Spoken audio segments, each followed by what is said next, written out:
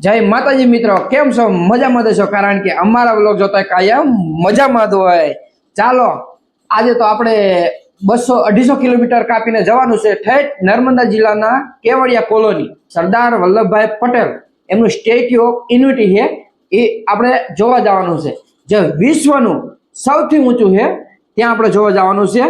વિંધ્યાચલ અને સાતપુડા પર્વતમાળા છે, એની વચ્ચે સરદાર સરોવર બંધની નજીક આ સાધુ બેટ ઉપર બાંધવામાં આવ્યું છે.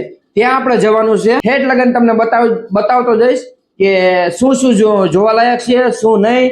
એટલે અમારા વિડીયો બની રહીજો કન્ટિન્યુ.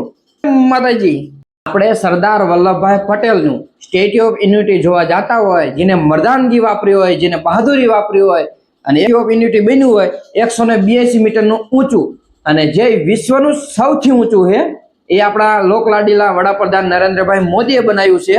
તો આપણે મર્દાનગી હોય કે સરદાર વલ્લભભાઈ પટેલ એક બહાદુરી, જે 562 રજવાડા એક કર્યા હોય, અને એના માટે એક મારે ગીત ગાવું હોય ત્યારે, દુઆ છંદ ગાવો ત્યારે, હેરણ સિંઘા વાગે સૂતા જાગે, અકાયર ભાગે કામ પડે, હે ધક ધક ધરતી ધારા ફરવી, વિના કે ધરતી ફોજ પડે. આ તો જનની ના જાયા કવિએ ગાયા, કોઈ વિરલા રણે ચડે, એ જાતે વડવા અવસર વડવા, મળદ કસુંબલ રંગ ચડે રે ભાઈ, મળદ કસુંબલ રંગ ચડે.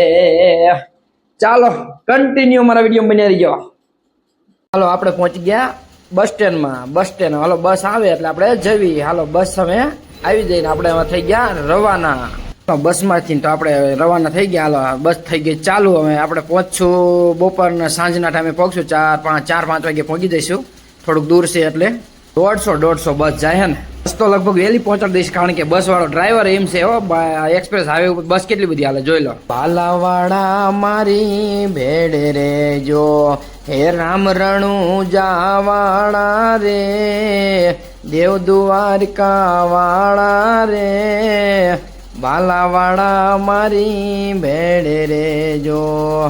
આપણે સૌરાષ્ટ્રથી ને આપણે દક્ષિણ ગુજરાતમાં જતા હોય, પણ દક્ષિણ ગુજરાતના લોકો માટે મારે ગાવું હોય ત્યારે, એક કાઠિયાવાડીમાં કોકદી અને ભૂલો પડી જાને મારા ભગવાન, પણ કોકદી થાને મારો મહેમાન, હરે રે તને સ્વર્ગ રે બોલાવી દઉં સાંભળા.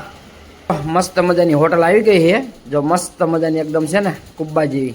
ચાલો આપણે થોડીક વારમાં પહોંચવા આવ્યા છીએ. આપણે નર્મદા જિલ્લામાં એન્ટર એકતા નગર પણ નજીક આવા પહાડમાં આપણે પહોંચી ગયા છીએ. પણ જો મસ્ત મજાનું એકદમ લોકેશન આવે જોરદારનું, કાંઈ ના ઘટે. જોઈ લો નર્મદા પહાડમાં પહોંચી ગયા છીએ.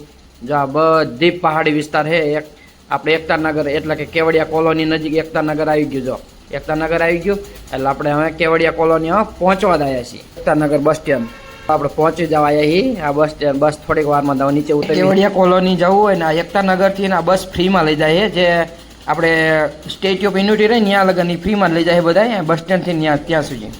ઓહો પહાડ તો જો લોકેશન તો બાકી અહીંયા જ છે હો, જોરદારનું. અત્યારે એટલું છે તો વરસાદ આવે ચોમાસામાં કેટલું આ લોકેશન ઘટાદાર બનીતું છે.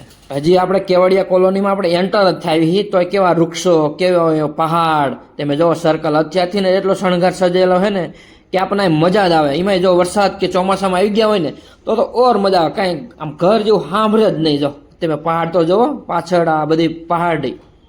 આ વિંધ્યાચલ અને સાતપુડા પર્વત વચ્ચે જે સરદાર સરોવર બંધની નજીક જ છે, નર્મદા નદી ઉપર આવેલા સાધુ બેટ છે ને, સ્ટેચ્યુ ઓફ યુનિટી એની ઉપર નિર્માણ કરવામાં આવ્યું છે. કેવડિયા કોલોની ફૂલોનું સ્વર્ગ, આપણો શું કહેવાય ગુજરાતનું સ્વર્ગ ગણાય ને એવી રીતના ગણાય છે ને. જો આમ ફૂલો એવા, પહાડ એવો, બધું એવું આમ તમને અહીંયા જોવાની જ મજા આવે. તેમ જોવો ને જો statue of unity, Sardar Vallabhbhai પટેલની સ્ટેચ્યુ ઓફ યુનિટી 182 મીટર ઊંચી, એટલે કે વિશ્વની સૌથી ઊંચી છે. જો આપણને દેખાઈ જાય.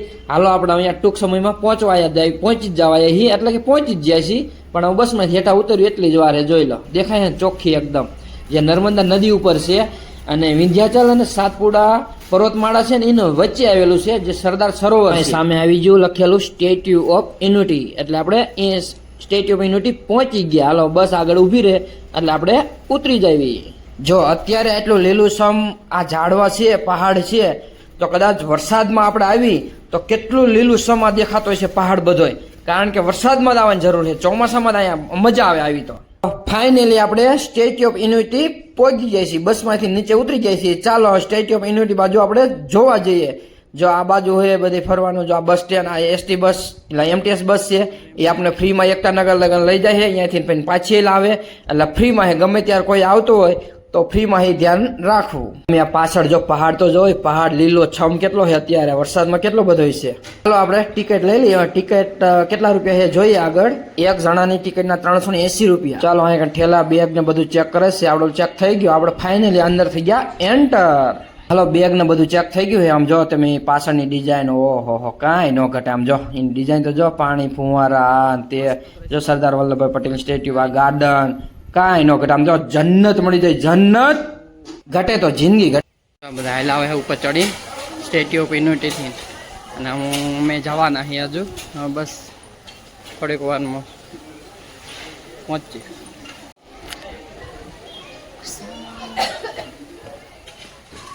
સ્ટેચ્યુ ઓફ યુનિટી છે, પહોંચી ગયા. ઢેંગણા મોંઘું બહુ, પણ બધું ફરવું હોય તો તમારે અલગ અલગ ટિકિટના ભાવ હતા. હા જોઈએ જોઈએ, આવી ગાડી, આ ગાડીમાં ફરવું ફરી શકાય. જોઈ લો જાહે ને. ઓહો સરદાર પટેલની સ્ટેચ્યુ ઓફ યુનિટી કેવડી મોટી છે, આ વિશ્વની સૌથી ઊંચી. તમે જો આજુબાજુનું આ લોકેશન જુઓ, લોકેશન જો, અહીંયા લોકેશન જુઓ, અહીંયા કાને જુઓ, આ બધો એટલો વિસ્તાર એવો છે ને. જો વ્યૂ જો, ઓહો હા જો એની પહાડ તો જો, નર્મદા જો, આ બધા આમ પાછળથી આમ બધા આવેલા આવતા હોય. જો એકદમ એવો વ્યૂ છે ને. Sardar Patel statue of unity પણ લખેલું છે, સ્ટેચ્યુ ઓફ યુનિટી જાય લખેલું. હમણાં પડવાનો હતો. ઓહો નર્મદા નદીના કિનારે, એટલે નર્મદા નદીમાં પાણી ઓછું થઈ ગયું. જો ઓહો કાંઈ ના ઘટે હો ભાઈ. આમ જો એની કોતરણીની ડિઝાઇન છે ને. હાલ હજી આપણે સ્ટેચ્યુ ઓફ યુનિટી ઉપર જવાનું છે. અમારા વિડીયો બન્યા રહી ગયો કન્ટિન્યુ. હાલો હજી થોડુંક છોટું હજી જો હાલી હાલીને થાકી જાય એટલું છે. આમાં જો મજા આવે આમાં ફરવાની છે. આમાં બેસવું હોય ને તોય આપણે બેસી શકાય, પણ આપણને જો આ લીપ, હું લીપમાં બેઠો, જો લીપ હાલી જાય આગળ આગળ, આપણે ઊભા રહેવાનું ખાલી અંદર, એટલે આપણને લઈ જાય આગળ આગળ. પણ આમ હાલવું હાલે હોત ને ઊભા રહેવી તો એટલે લીપ હાલી જાય અવરે અવરે. મજા આવે આમાં, ધીમે ધીમે ધીમે ધીમે. આવું ક્યારેક જોવા મળે ને એટલે મજા જ આવે. એ કેટલી બધી 182 મીટરની ઊંચી છે સરદાર વલ્લભભાઈ પટેલની સ્ટેચ્યુ ઓફ યુનિટી. ગુજરાતના મુખ્યમંત્રી નરેન્દ્ર. હાલો વિડીયો લાંબો બની જશે એટલા માટે અહીંથી આપણે એન્ડ કરી દેવી. હવે બીજા ભાગમાં આવશે બીજો વિડીયો, ઉપરનો ભાગ બધો બાકી છે. ત્યાં સુધી હાલો લાઈક કરી દીજો, શેર કરી દીજો અને સબસ્ક્રાઇબ કરી નાખજો. ચાલો મળીએ નવા વિડીયોમાં. ત્યાં સુધી જય માતાજી, જય શ્રી કૃષ્ણ, બાય બાય.